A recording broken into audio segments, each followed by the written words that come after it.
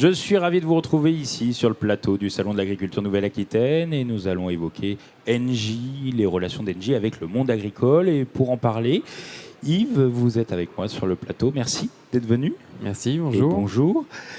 Déjà, pourriez-vous nous présenter l'entité Engie Gaz Renouvelable ? Alors, Engie Gaz Renouvelable, c'est l'entité qui est productrice de biométhane pour le groupe Engie. C'est en France une trentaine de méthaniseurs, donc territoriaux. Donc, je pourrais vous expliquer un petit peu après. Oui, effectivement. Donc, on est aussi présent donc un petit peu à l'étranger en Europe, en Belgique, aux Pays-Bas et en Angleterre. Mais la plupart de nos méthaniseurs sont en France. Très bien. Mais quel est le modèle de méthanisation que vous développez alors ?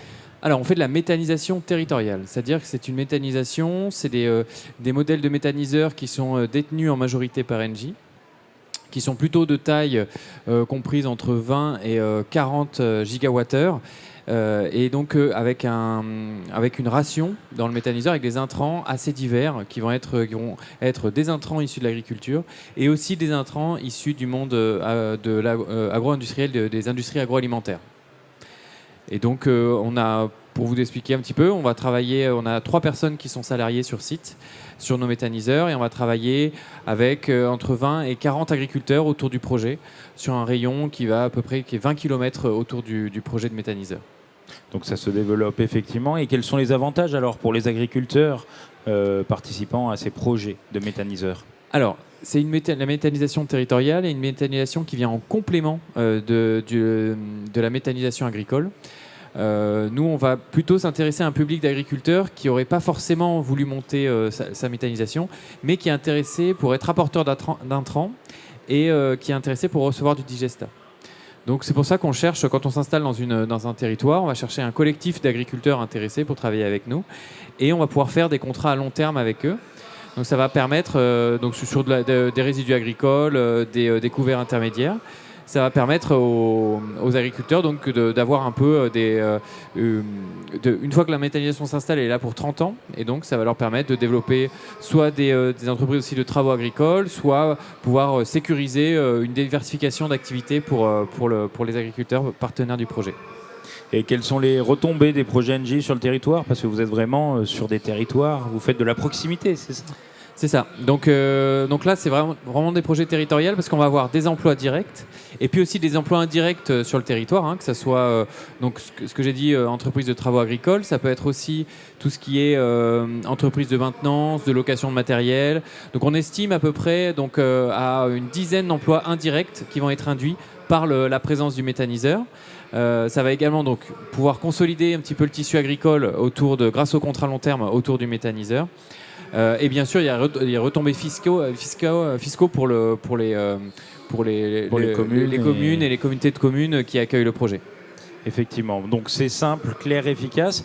Et donc vous travaillez main dans la main avec les acteurs locaux finalement. C'est ça, exactement. Les projets, vraiment, on va se dire que comme je vous disais, pour tout ce qui va être résidus agricoles, on est à une 20 fumier, lisier, on va être entre une 15 et 20 km autour de la méthanisation.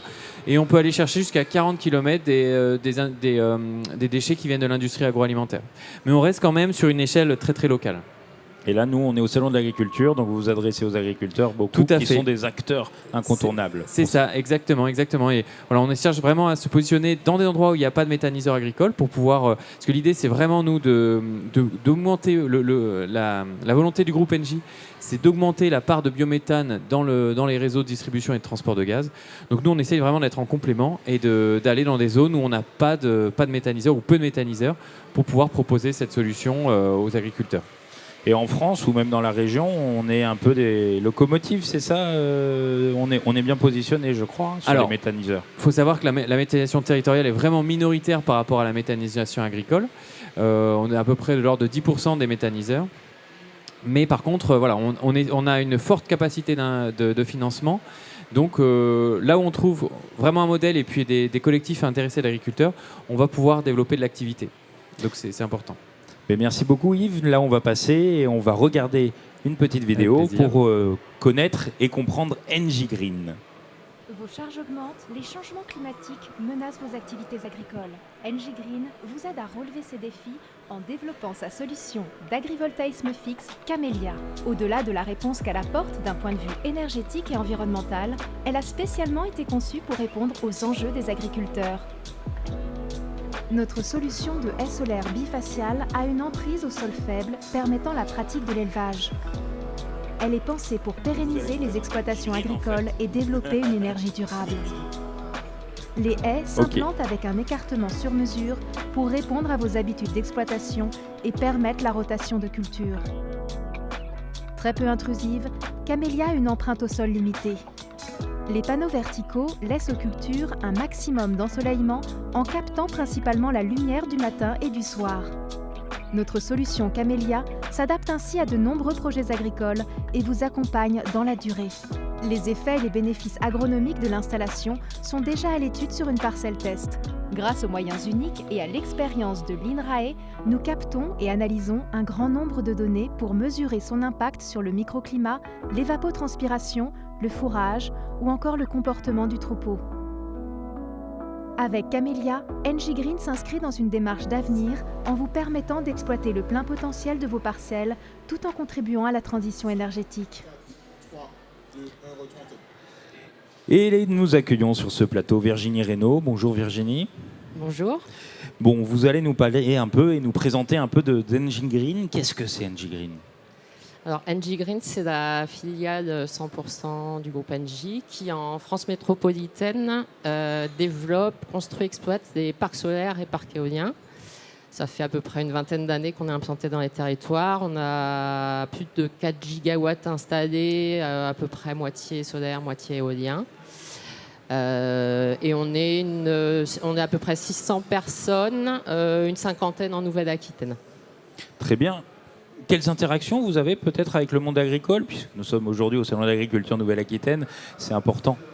Et ce sont des acteurs importants, je crois. Tout à fait. Alors nous, historiquement, on a toujours été implantés dans les territoires ruraux, donc en lien avec les agriculteurs. Depuis toujours, les agriculteurs accueillent nos éoliennes. Ça n'est pas nouveau. Et plus récemment, avec l'émergence de l'agrivoltaïsme, on commence à construire des projets avec des agriculteurs dans le domaine du solaire, ce qui est plus récent, notamment grâce au cadre légal qui a été donné par l'agrivoltaïsme. Très bien. Donc ça se développe très vite, à grande vitesse, et nous allons découvrir un projet que vous aviez eu en Deux-Sèvres, c'est ça, que vous avez en Deux-Sèvres avec, sur la ferme et l'exploitation de Delphine Georgelet. Vous allez nous raconter cette histoire. Tout à fait. Donc depuis quelques années, on essaye de bâtir des projets d'agrivoltaïsme et de tester des nouvelles technologies. Et moi, je m'occupe de la prospection territoriale, c'est-à-dire d'aller initier sur des territoires nos nouveaux projets d'implantation. Et il y a quelques années, donc en 2023, j'ai rencontré Delphine Georgelet. Delphine Georgelet, elle exploite la ferme Georgelet à Villemain. C'est dans le sud des Deux-Sèvres. On le voit effectivement sur le PowerPoint. Voilà. Et donc, ça fait à peu près 10 salariés. Elle a un élevage d'à peu près 400 chèvres. Elle produit du fromage, AOC, AOP. Elle a une surface agricole d'environ 80 hectares. Et lorsque je l'ai rencontrée, elle avait repris l'activité de son père, Paul Georgelet, bien connu dans les Deux-Sèvres, 2 ans auparavant, et elle venait de traverser plusieurs épreuves importantes. Non seulement elle avait repris l'activité un peu au pied levé, ça s'était fait de façon très rapide, et elle avait affronté le Covid, puis la crise de la facture énergétique. Et de façon indépendante, à cette époque-là, la région Nouvelle-Aquitaine, qui fortement soutient la filière solaire, a lancé un appel à projet en vue de tester des technos agrivoltaïques qui permettraient à la Nouvelle-Aquitaine de continuer, de poursuivre son déploiement de l'énergie solaire, de l'électricité renouvelable d'origine solaire. Et nous, à cette époque-là, on a initié une nouvelle techno qui s'appelle le Camellia, Justement, on le voit, inauguration agrivoltaïque. Voilà, donc c'est une innovation qui consiste à mettre des panneaux au lieu de les mettre fixes face au soleil plein sud. La techno consiste à les mettre de façon verticale sur des rangées orientées nord-sud, de façon à ce qu'ils captent la lumière le matin et le soir, et de permettre une courbe de production en bosse de chameau, d'où le nom camélia. D'accord, une explication. Voilà l'origine du mot camélia. Et quand j'ai rencontré Delphine,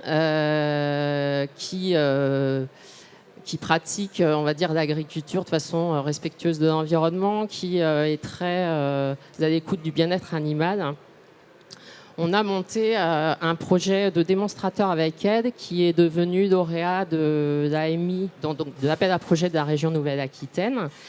Ce qu'on a appelé le démonstrateur Georges Lay.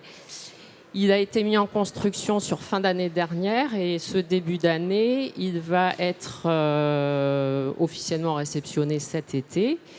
Il consiste en 4 rangées de panneaux verticaux qui font, chaque ligne fait à peu près 50 ou 60 mètres.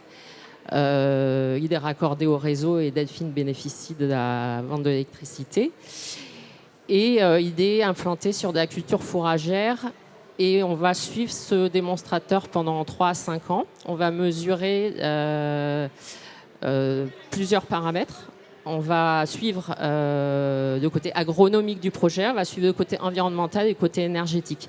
Sur le côté agronomique, on attend du démonstrateur de pouvoir mesurer l'impact sur les rendements, sur la parcelle du projet, l'impact sur l'évapotranspiration et vérifier que les impacts sont positifs, c'est-à-dire contribuer à baisser la sécheresse et contribuer à avoir une autonomie fourragère améliorée chez Delphine.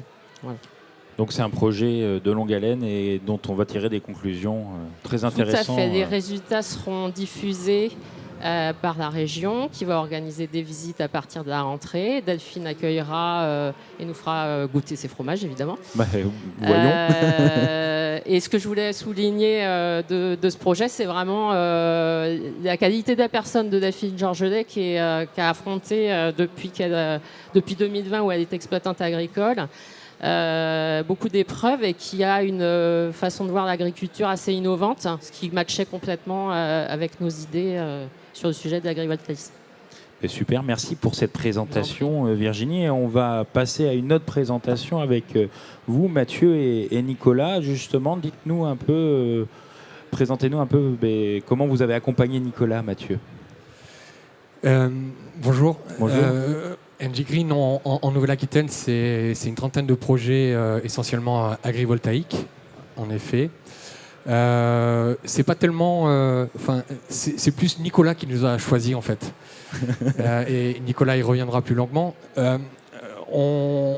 Virginie le précisait, on identifie des territoires propices au développement de projets d'agrivoltaïsme. Il y a d'abord la proximité avec un réseau électrique pour injecter sur le réseau. Et ensuite, il y a surtout un projet agricole. Et c'est le projet agricole qui va faire la différence. Et derrière le projet agricole, c'est l'exploitant agricole. Donc là, c'est Nicolas qui nous a retenus après un processus de sélection assez compétitif de sa part. Il avait son projet en tête. Et nous, on s'est accommodé à ses besoins agronomiques. On a emmené une technologie qui est l'agri-PV, qui sont des panneaux en fait. On peut les mettre de différentes manières. On a vu le camélia. On a des panneaux dits plein sud, fixe plein sud. On peut avoir aussi des panneaux en tracker qui vont traquer le soleil. Et après, on peut jouer sur les espacements pour s'adapter au matériel agricole de l'exploitant. Donc on a on a 1200 MW de projets ici en Nouvelle-Aquitaine. C'est ce qui est assez conséquent. Si vous avez pour le grand public. Pour le grand public, c'est l'équivalent d'un réacteur nucléaire en termes de puissance installée. Bien sûr, avec l'intermittence du solaire ou de l'éolien. Et on est donc 80%, ce sont des projets agri-PV qui ont tendance à beaucoup se développer ici en Nouvelle-Aquitaine. Très bien. Ben justement, nous allons découvrir un peu votre projet, Nicolas. Présentez-nous déjà. Pouvez-vous nous présenter et décrire votre exploitation en Deux-Sèvres également? Ouais. Bonjour. Bonjour. Donc moi, je suis éleveur à Gourget, à côté de Parthenay, dans les Deux-Sèvres. Donc j'élève un troupeau de 300 brebis, j'ai 30 vaches allaitantes. J'élève mes animaux 100% à l'herbe en agriculture biologique, donc du coup je n'achète pas d'aliments du commerce, je donne pas de céréales non plus à mes animaux, par conviction et stratégie aussi pour plus tard, hein, stratégie économique. À ça, du coup, je renouvelle un petit peu mes prairies, et en renouvelant mes prairies, je fais du blé, un petit peu de blé, 5 hectares de blé. Donc il y en a une partie qui va alimenter mes poules pondeuses, j'ai un petit troupeau de 250 poules pondeuses. Et l'autre partie, je fais du pain avec un boulanger. Donc voilà. Et là, depuis 2 ans, je développe la partie légumineuse parce que la tendance de la consommation de la viande baisse un peu. Et l'idée, c'est de ne pas subir, de s'adapter. Et donc, du coup, de travailler sur la transformation de pois chiches en falafel, houmous et galettes végétales. Donc voilà. Ah oui, vous êtes polyvalent, comme on dit, et vous vous adaptez finalement. Oui, l'idée c'est ça en fait, c'est de ne pas subir. Donc voilà. Comment est né ce projet justement énergétique, agri-énergétique? On peut employer le terme. Alors, il est né tout simplement parce qu'en fait, j'élève mes animaux 100% à l'herbe. C'est super sur le bien-être animal, c'est super sur la santé animale, c'est super sur la qualité du produit. La viande est vraiment saine, riche en oméga 3 et tout ça. Il y a une limite, c'est la quantité d'herbe. Et en fait, l'herbe, chez moi, du coup, je suis sur un sol sablonneux, rocheux. Et donc, en 2017 et 2018, j'ai eu 2 grosses sécheresses, impactées principalement par les températures extrêmes, parce qu'on parle toujours de sécheresse liée au manque d'eau, mais en fait, là, du coup, c'est les températures qui ont vraiment été impactantes. Et donc, là, il a fallu trouver des solutions. Donc la première solution, ça a été en interne. Du coup, je livrais 2 magasins de producteurs. Je ne l'ai pas dit, je vends tout en direct dans un magasin de producteurs à Niort.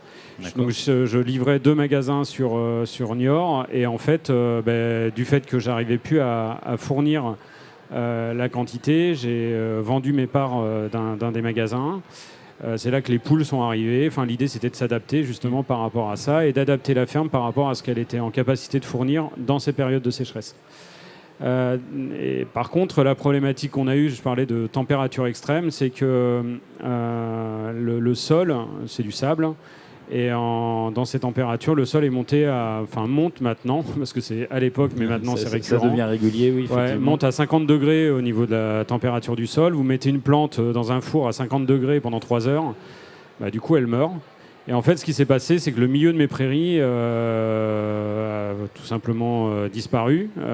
Les plantes, du coup, il n'y avait plus de productivité sur le milieu, sauf autour des arbres, là où il y avait de l'ombre.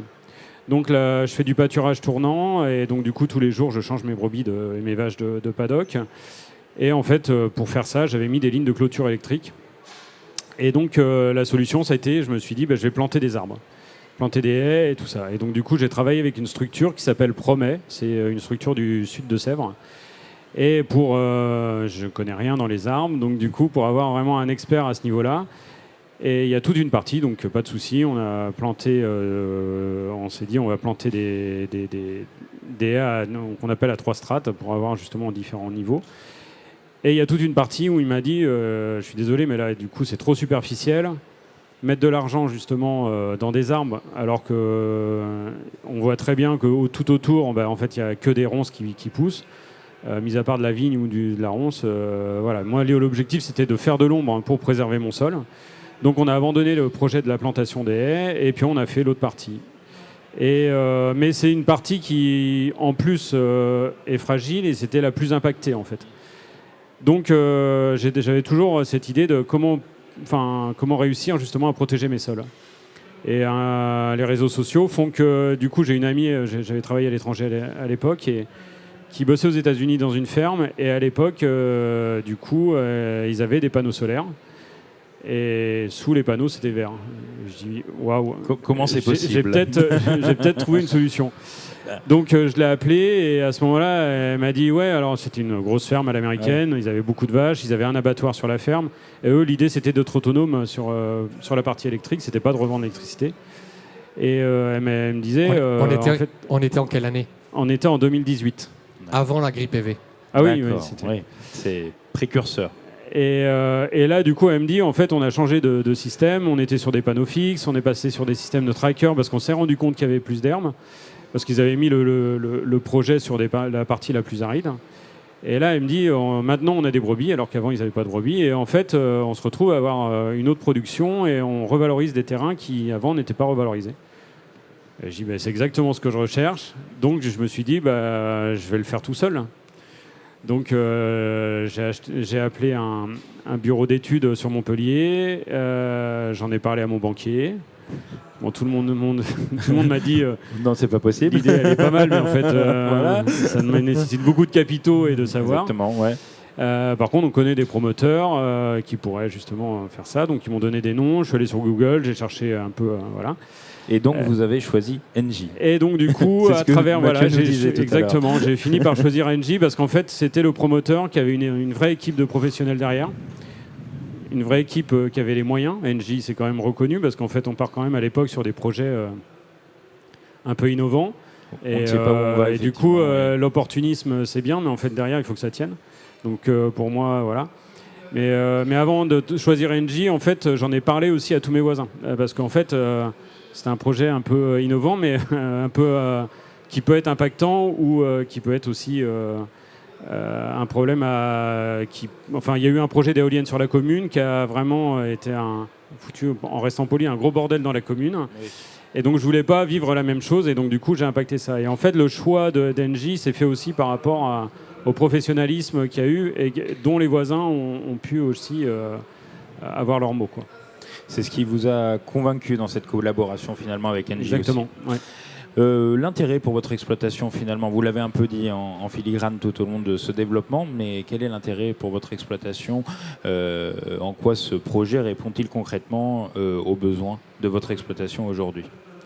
En fait, il répond à plein de sujets. Alors, le premier, c'est la protection des sols.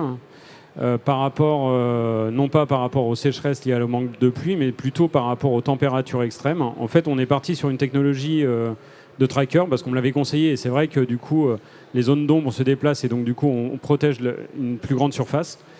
L'autre critère, c'est aussi qu'il y a plus de luminosité, donc du coup, plus de facilité justement à produire du sucre, enfin, parce que la plante, par la photosynthèse, transforme le soleil en sucre. L'autre critère, c'est aussi pour pouvoir continuer mes pâturages dessous, parce que du coup, c'est vraiment un outil agricole avant d'être un outil de production d'électricité. Et donc, je peux continuer de faire mon pâturage. Derrière, il y a aussi un projet avec mes poules d'avoir une remorque qui suive aussi les brebis, mais aussi en cas de grippe aviaire, il y a des filets qui sont posés sur une partie, un demi-hectare, qui me permet, voilà, du jour au lendemain, je mets ma remorque sous cette partie-là, et donc du coup, l'agrivoltaïsme me permet ça. Il y a d'autres externalités, il y a les clôtures qui me permettent aussi de protéger mes poules et mes moutons des prédations. Il y a de grosses externalités qui sont hyper importantes pour moi. Et quels bénéfices vous avez eu? Vous avez eu des bénéfices, on le voit, pour le développement de votre exploitation, mais peut-être économiques. Quelles sont les retombées finalement de ce projet? Alors aujourd'hui, les retombées, elles sont économiquement négatives. Ça fait 7 ans qu'on est sur le projet, et donc du coup, c'est long. Il a fallu beaucoup de pédagogie, voilà. Donc on va bien finir par y arriver, mais c'est long. La partie économique, du coup, il y a une partie qui est du revenu qui va au promoteur, au propriétaire et à l'exploitant. Et moi, en tant qu'exploitant, du coup, il y a cette partie de rémunération qui conforte aussi l'exploitation et qui à la fois conforte pour moi le fait de vivre, mais aussi la transmission. C'est-à-dire que le jour où j'arrête, je prends ma retraite, ma ferme est transmissible. Oui, et puis vous le disiez, mais c'est un investissement aussi pour l'avenir, hein. Il faut investir pour pouvoir se développer. Exactement. L'idée, c'est de s'adapter. Exactement. La relation avec NG Green et comment se déroule votre collaboration finalement avec NG? C'est un suivi au long cours? Comment ça se passe? C'est un suivi au très long cours. Du coup, non, ça se construit par rapport à un objectif de départ qui est maintenir justement, augmenter la productivité si c'est possible de ma prairie, protéger mes sols et donc derrière mettre la technologie qu'il faut.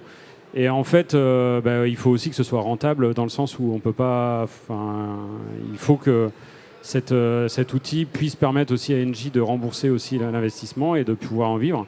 Donc en fait, on construit autour de ça, mais il y a aussi toute la partie urbanisme, il y a aussi toute la partie génie civil. Enfin voilà. Mais ça, je pense que Mathieu, vous pouvez peut-être. C'est toute une équipe pluridisciplinaire qui entoure Nicolas et Jean-Christophe qui est aussi là.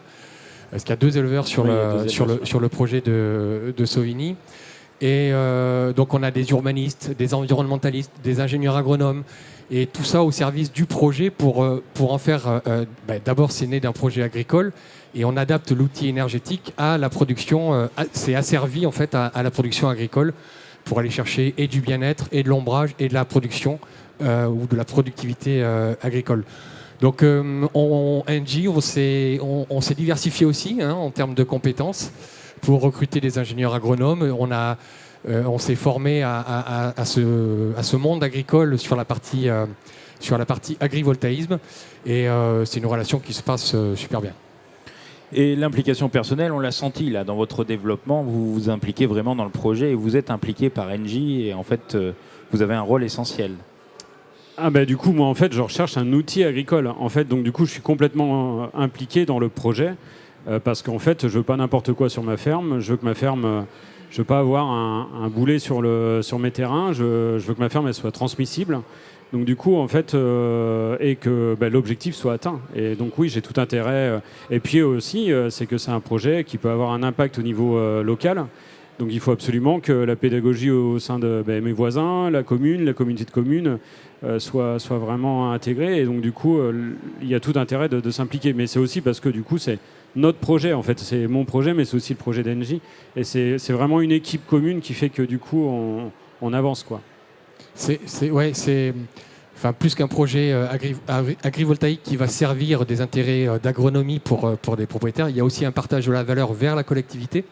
On en a parlé tout à l'heure sur le biogaz avec les retombées fiscales, mais il y a aussi un partage de valeur directement vers des actions en faveur de la transition énergétique vers la collectivité, la communauté de communes, pour cibler des actions sur le territoire. Donc avec le groupe Engie, il est possible de mettre en œuvre des actions ciblées sur des territoires et des administrés bien ciblés. Donc ça devient un projet de territoire qui dépasse l'agrivoltaïsme local. Et un petit mot de conclusion personnelle. Qu'est-ce que vous avez retenu en fait de ce projet? Qu'est-ce que vous retenez des bons moments? Alors du coup, moi, c'est un projet qui change de l'ensemble de mes projets que j'avais eu l'habitude de faire en tant qu'entreprise individuelle. Là, en fait, un projet sur ma ferme, j'ai une idée, j'essaie, je la mets en place. Et 6 mois, 1 an après, c'est en route. Là, c'est pas du tout le cas. Et, malgré le fait qu'on soit allé voir l'ensemble des élus, que tout le monde nous ait soutenus aussi, parce que du coup, on a eu la chance d'avoir en local. On a eu le gros soutien en local. On a même fait, on avait la sous-préfecture qui nous a soutenus avec tous les 3 mois des réunions d'information sur lesquelles il y avait tout le monde autour de la table, la chambre d'agriculture, les élus, enfin voilà. Et donc la conclusion, c'est que en fait, on va y arriver, mais du coup, il faut du temps. Et en fait, on est parti sur une idée de départ où il a fallu suivre un petit peu les évolutions des lois. Et voilà. Bon, alors qu'est-ce qu'on peut vous souhaiter pour la suite alors? Eh bien, que le projet se concrétise rapidement. Bon, c'est noté. Merci en tout cas de nous avoir fait découvrir votre exploitation. Merci aussi Mathieu pour toutes ces précisions. Et nous allons tout de suite passer à une autre séquence avec Sabine Devinck et Hélène Ponty sur le programme Farm Heure. Venez, rejoignez-nous sur le plateau. Hop, allez.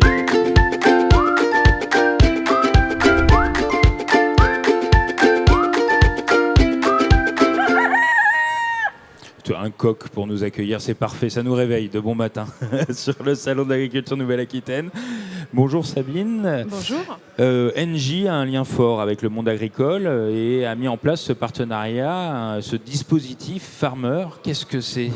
Expliquez-nous tout ça, les objectifs de ce partenariat. Alors bonjour à tous. Effectivement, chez Engie, on est convaincu qu'il y a un lien indissociable entre l'énergie et le monde agricole.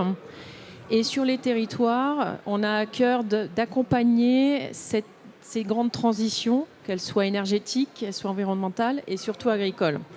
Et donc, bien évidemment, est venue l'idée d'accompagner les femmes du monde agricole, est venue l'idée de ce programme Farmer et donc de soutenir le développement du leadership dans le monde agricole. Parce que pour nous, on est convaincus chez Engie qu'il faut des hommes et des femmes pour développer, pour avoir une bonne cohérence, une bonne égalité, et qu'elles sont de plus en plus actrices de ces transitions. Et il n'y a peut-être pas assez encore de femmes, qui ont des exploitations, mais on est convaincu que demain, elles seront bien présentes. Et donc Engie, on a décidé de soutenir ce programme et de les accompagner. Très bien, vous accompagnez combien d'exploitantes, d'agricultrices finalement ? Alors, il y a 2 promos par an, au printemps et à l'automne, sur un programme de 5 semaines où elles sont pendant 4 jours dans une ferme qu'on appelle Hectare en Île-de-France, et après sont accompagnées individuellement. Et à ce jour, il y a eu plus de 70 femmes accompagnées. Et c'est important, vous voyez qu'il y en a de plus en plus et vous avez de plus en plus, on va parler d'adhérentes ou de participantes. Oui, tout à fait. Après, ça se fait encore de bouche à oreille. Donc, c'est vrai que je lance un peu un appel. Et puis, Hélène pourra vous raconter son histoire. Mais aujourd'hui, évidemment, on souhaite accompagner de plus en plus de femmes dans le monde agricole. Et mon souhait, ce serait vraiment d'avoir un programme unique pour la Nouvelle-Aquitaine. Et peut-être qu'Hélène pourrait être la marraine de cette promotion. Bon, l'appel est fait. Hélène, bonjour. Vous êtes viticultrice, c'est bien ça ? Oui, c'est ça. Je suis viticultrice à Canon-Fonsac. D'accord, donc pas très loin. Non. Justement, pourquoi vous avez participé à ce programme Farmer ? En fait, moi, j'avais entendu parler du programme par une amie qui avait participé à une autre formation de Hectare. Et je trouvais que ça pouvait être vraiment bénéfique pour moi parce que je cherchais à la fois le côté coaching, mais aussi le côté réseau, un petit peu trouver un réseau d'autres femmes qui pouvaient vivre les mêmes problématiques que moi, avec qui on pouvait échanger, avec qui on pouvait grandir. Et je pensais que ça allait vraiment m'aider. Oui, parce que c'est plus difficile quand on est une femme dans le monde agricole, c'est compliqué ? Je ne sais pas si c'est plus difficile parce que je n'ai pas vécu de l'autre côté, mais je pense que c'est différent dans tous les cas. C'est aussi peut-être plus difficile, c'est sûr, de trouver d'autres femmes parce que même s'il y a beaucoup de femmes dans l'agriculture, on n'est pas très visible. On a souvent, ou en tout cas avant, légalement, les femmes dans l'agriculture n'avaient pas de statut ou alors après un statut qui était très précaire. Donc pas très bien représentées non plus dans les instances agricoles. Donc c'était un peu l'idée de développer ça, d'aider les femmes à se sentir plus légitimes et aussi à être mieux représentées. Et justement, qu'est-ce que ça vous a apporté ? Des rencontres, vous le disiez, avec d'autres agricultrices, c'est ça ? Vous êtes plus soudées, du partage d'expérience. Qu'est-ce que vous avez fait grâce à ce programme Farmer ? Moi, ça m'a apporté beaucoup de choses. D'abord, ça m'a permis de sortir un petit peu du carcan du monde viticole. Parce que je pense qu'on est toutes très ancrées dans notre culture.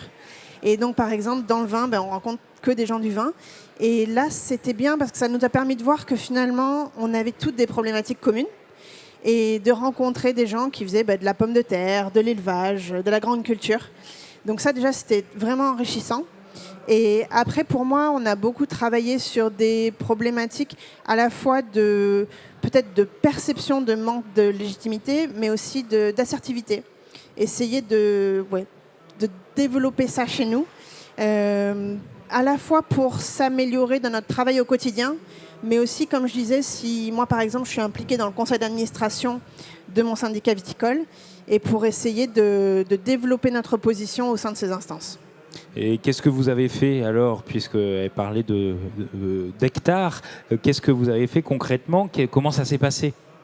Alors, par exemple, nous, on a eu un exemple qui était vraiment super, c'est que pendant le programme, on a eu une des participantes qui s'appelle Marine Boyer, qui est rentrée un petit peu dans le programme elle participait à la Fédération nationale des CUMA, mais il y avait l'élection pour le président de la fédération.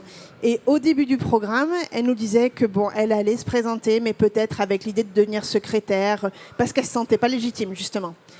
Mais en même temps, elle nous disait que des gens qu'elle ne trouvait pas forcément plus légitimes qu'elle n'avaient aucun problème à se présenter pour le poste de président. Et en fait, au fur et à mesure du programme, on l'a vu se transformer et se rendre compte que finalement, elle avait tout à fait la même ambition que d'autres, oui, et la même légitimité à occuper ce poste de président. Il y a eu des gens aussi à l'extérieur qui sont venus un peu la chercher et l'encourager. Et elle a été élue présidente de la Fédération nationale des CUMA pendant le programme. Donc ça, c'était vraiment quelque chose qui, je pense, a porté tout le monde dans le programme, parce qu'on s'est dit, OK, on voit l'impact immédiat de juste nous donner un peu plus confiance en nous, quoi.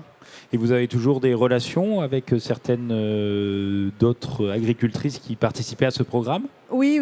On a un groupe WhatsApp déjà, c'est bête, mais c'est hyper efficace.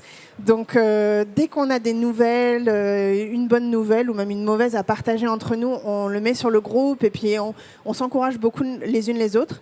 Et c'est vrai qu'on a un peu l'ambition aussi d'essayer de se retrouver et de partager un peu... peut-être une fois par an ou quelque chose comme ça, essayer de se retrouver. C'est pas facile parce qu'on est toutes dans des régions assez éloignées les unes des autres, donc c'est vrai que ce serait intelligent de faire quelque chose par région. Mais déjà, le groupe WhatsApp, je trouve qu'au quotidien, c'est super pour partager ce qui nous arrive et puis continuer à garder un peu cette idée de s'encourager et de continuer à travailler sur notre légitimité. Oui, justement, il y a une demande en région, vous pensez, avec d'autres agricultrices. Vous en parlez aussi autour de vous, aux autres personnes? Moi, j'en parle beaucoup autour de moi et je vois qu'il y a vraiment une demande, parce que j'ai participé à des journées, par exemple, sur le thème de quelle formation développer pour les femmes dans l'agriculture. Parce qu'on n'a pas tout à fait les mêmes besoins. On n'ose peut-être pas aussi s'exprimer de la même manière quand on est en mixité que si on était en non-mixité. Donc c'est vrai que c'est des sujets qui sont importants. Et ça, je vois que vraiment, il y a une demande. Moi, je suis partie d'un autre groupe WhatsApp aussi pour toutes les agricultrices et paysannes de Gironde et de Charente-Maritime. Et il y a cette demande, à la fois de formation, mais de soutien, de groupe de discussion. Effectivement. Donc, que vous conseillerez, en fait, finalement, vous conseillez, aux femmes de venir et de participer au programme Farmer. Je conseille vraiment de participer. Et ce n'est pas un programme qui est trop impactant en termes de temps non plus, parce qu'on sait qu'on est toutes tout le temps à courir derrière le temps. Et en fait, on a une première session en présentiel, ce qui est super, parce que ça permet quand même de se rencontrer, de voir la ferme, et puis un petit peu de se sentir part de ce programme. Mais après, c'est des sessions en visio et une dernière session en présentiel. Donc vraiment, c'est pas trop impactant. Il faut bien sûr prendre cet engagement de participer, prendre cet engagement de vraiment donner le meilleur de soi, mais c'est tout à fait compatible avec un emploi du temps très chargé d'agricultrice. En tout cas, vous avez trouvé une belle ambassadrice, je crois, Sabine. Hein, c'est bien ça. Oui, tout à fait. Donc, justement, Engie, normalement, Engie, ce projet-là de régional, ça va, vous y travaillez ? On en a parlé tout à l'heure et effectivement je vais rencontrer la Chambre d'agriculture de Nouvelle-Aquitaine, je vais leur évoquer le sujet, parce qu'on est vraiment convaincu qu'aujourd'hui il y a une vraie évolution du secteur agricole qui est à la fois plus inclusif, plus engagé, plus durable, et c'est ce qui nous plaît aussi, et on veut accompagner ce monde agricole, évidemment à travers nos projets avec Engie Green et Engie Bios, bien entendu, mais aussi surtout de cette façon un peu atypique d'accompagner les femmes dans le monde agricole, et c'est hyper important. Donc oui, je lance un appel. Si vous nous entendez, mesdames dans le monde agricole, vous pouvez me contacter et on peut monter ce projet. Bon, ben voilà, et puis avec vous, Hélène, comme ambassadrice. Mais merci d'être venue sur le plateau et je vous souhaite une bonne visite. Et vous allez voir, là, il y a énormément de lycées agricoles aujourd'hui et il y a énormément de femmes, de filles. Merci beaucoup. À très bientôt pour une nouvelle émission sur le Salon de l'Agriculture Nouvelle-Aquitaine.